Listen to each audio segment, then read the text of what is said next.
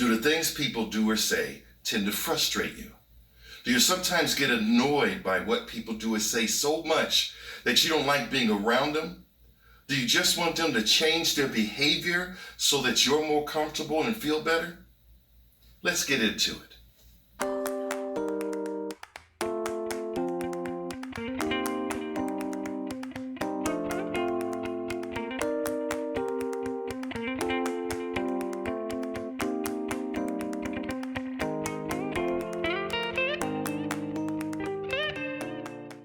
Hello everyone, Wallace Russell from CoachWallaceRussell.com.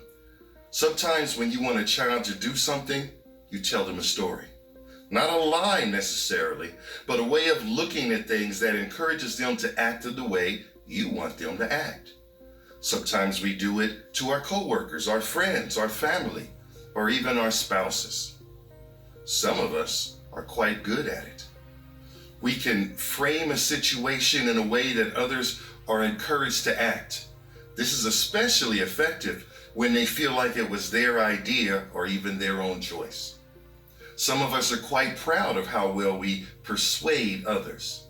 The definition of the word persuade is to move by argument, entreaty, discussion, or examination to a belief, position, or course of action. And we do like to persuade others to behave the way we would like them to. Now, we all have some ability to persuade, but how good are we at persuading ourselves? It starts with a story. Much of what you believe as an adult has its roots in what you were told as a child. Some of those stories we still hold on to, which is a credit to the people that raised us. Some of those stories we have decided are childish and we have let them go.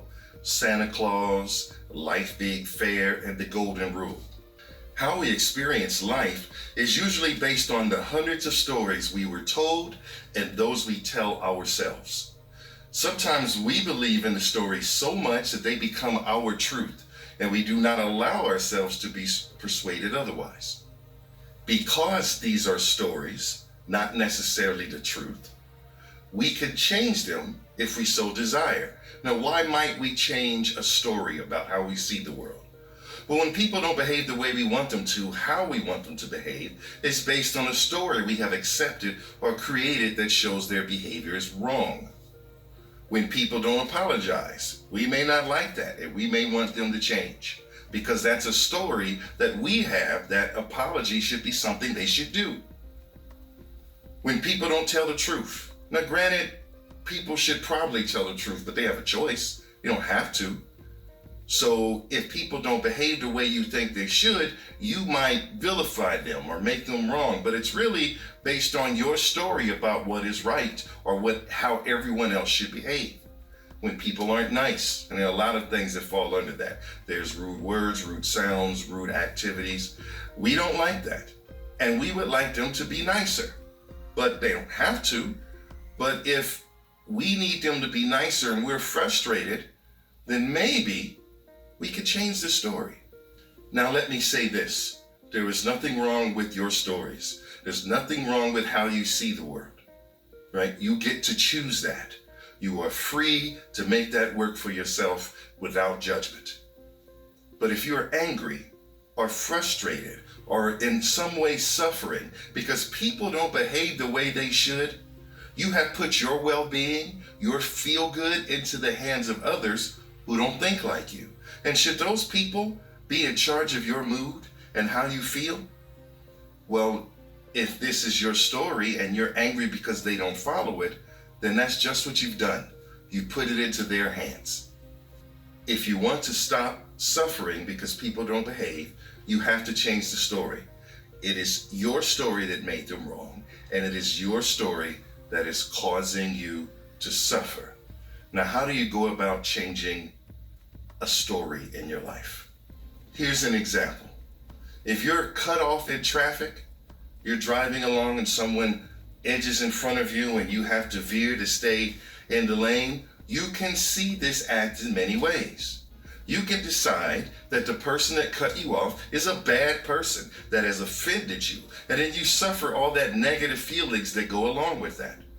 But that's a very common thing to think someone cut you off has done you wrong and that they need to be punished or whatever you feel about that. But you understand that while you're thinking that, you don't feel good. You can also decide instead that this person really needed to get where they were going. Maybe because they were late for work. Maybe because they are in a situation where they might be embarrassed, or maybe because it's an emergency, they need to get there. Now, this is also a story. Neither of these stories are right. Neither of them are truth. So the story is not about the truth. It's about how you frame the events so that you feel good. It doesn't change what happened. You still got cut off. But you can decide to suffer and be angry, or you can decide to say, I allow that to happen. I understand they had something happen in your life. And that's a very different feeling. You could pick a third one, which I didn't consider. The key is you choose the story. And you can consciously choose a story that you don't suffer in. It doesn't change facts. It's not truth. Again, this is about how you feel. And why would you choose a story to have you feel bad? Here's another example. Let's say you have a friend, acquaintance, or coworker that always seems to have something negative to say. I'm sure you've experienced that.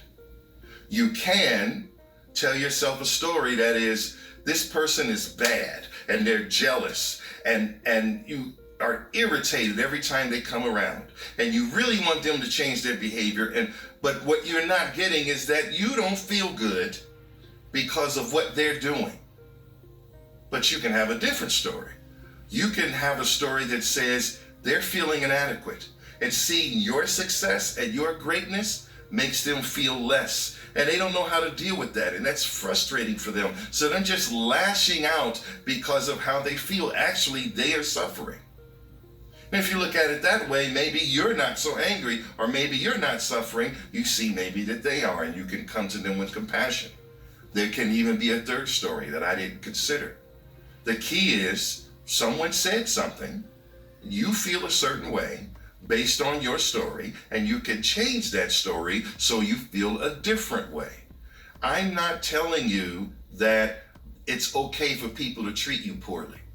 I'm saying it's not okay for you to suffer, and you should do something about that. So you changing your story is not letting them off the hook.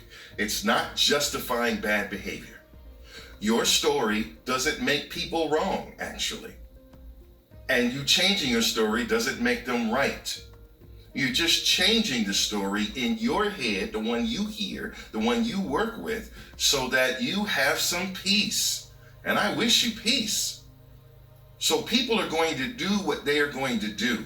But if you're going to suffer because they don't fall in line, then you have positioned yourself in the world as a machine, a pincushion for suffering, because no one's going to obey your story because it's yours and it only exists in your head. Look, like I said, it's just a story. Even if the other person is an idiot, you shouldn't have to suffer. Shouldn't you choose a story that makes your day go better, smoother, that makes you feel good? Are you suffering because someone else doesn't behave? What stories are you telling yourself? Thank you for taking the time to watch this video. Please leave any comments and suggestions in the box below. There's also a link there that will enable you to set up a free consultation if you so desire. As always, your time, your energy, your viewership is greatly appreciated, and we'll see you next time.